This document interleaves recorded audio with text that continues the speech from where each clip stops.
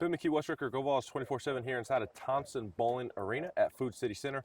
Tennessee beats Austin Peay 103-68. And Wes, it was a very, very good day at the office for Tennessee's offense. First time this season, only 4 games, but still, first time over 100 points. You shot the best shooting percentage you've shot all season long, and you had 6 players in double figures. And against a team in Austin Peay that is good at their level, they've already beat Butler, which Butler's down, but still, nice road win at Butler for Austin Peay. And they're as hard of a team as you're going to play in terms of their actual toughness and effort that you're going to face all season long. Yeah, it's sort of it's kind of like maybe some of those Auburn teams that you see that just play so hard, and they're going to make mistakes, but they really kind of drag you into a havoc kind of game.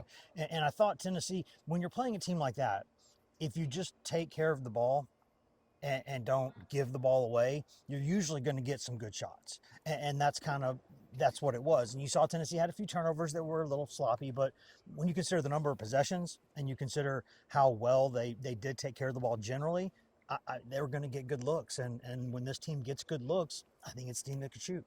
Yeah, I would say Austin Peay reminds me of Tennessee with the effort that they play and the relentlessness that they play with. Some of those offensive players, Igor Milicic, second game in a row. He was dominant on Wednesday night against Montana, 18 and 10 for a double-double. He was even better tonight. He finishes with 23 points, 11 of 14 shooting, 9 rebounds, 4 assists, 2 blocks, I believe, as well. He just looks really comfortable right now, which bodes well because over the next month or so, the next couple of weeks, you're going to take a step up in competition with Virginia next Thursday night in the Bahamas, and then you're going to play Baylor or St. John's. You've got Syracuse coming around the corner. You're going to play Miami.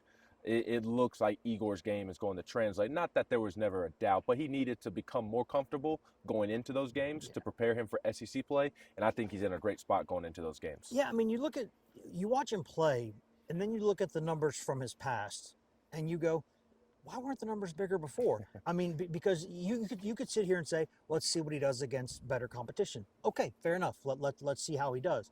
But he played a lot of teams from that level when he was at Charlotte, and his numbers weren't like that. So clearly this is a guy who, in my opinion, is taking a step forward in his game. And I think his comfort level on the ball, the way that he gets around guys trying to draw charges and just sidesteps them, the body control to lay it in, this is a really smart, really advanced guy for a 6'10" player. This could be a gem for Tennessee. It really could. Yeah, I think it will be. And credit to Tennessee. Igor has elevated his game. Tennessee has done a great job of developing Igor in just a couple of months as well. Zakai Ziegler, the other offensive standout, again, 6 players were in double figures. I mean, Jemai Meshack had 10, Jordan Gainey had 15, Cade Phillips had 13, Felix Akpar had 12. So a lot of guys played really well.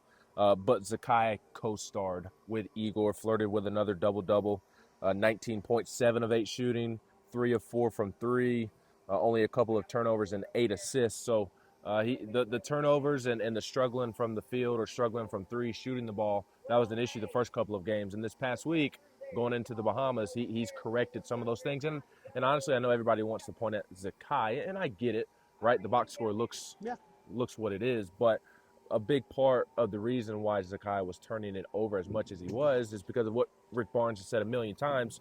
He's also learning a new basketball team. The turnovers Zakai was producing was also a byproduct of what was around him and his teammates not being as comfortable with the system as he is. Yeah, and I think just to be too quick about this, I think you look at what Barnes has said. Rick Barnes said this a couple times that, Zakai needs somebody to come out and help him, run things. And look at what Milicic has done the past couple games.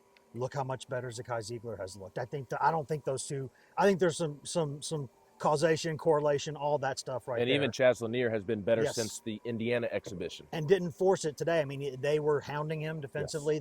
You could tell the game plan. They were pressing him, and he was 1 for 6. But he didn't. He didn't let that phase him. He just kind of moved the ball around. He still played hard. He made the right pass. And, Ziegler was kind of like it. He was like he missed, I think, one of the last 2 shots that he took, he missed. And it was like you're in the 8th or 9th inning of a no-hitter, and you miss a shot, and you're like, oh, that was almost a no-no, the way that he had played. I mean, he played a really good game.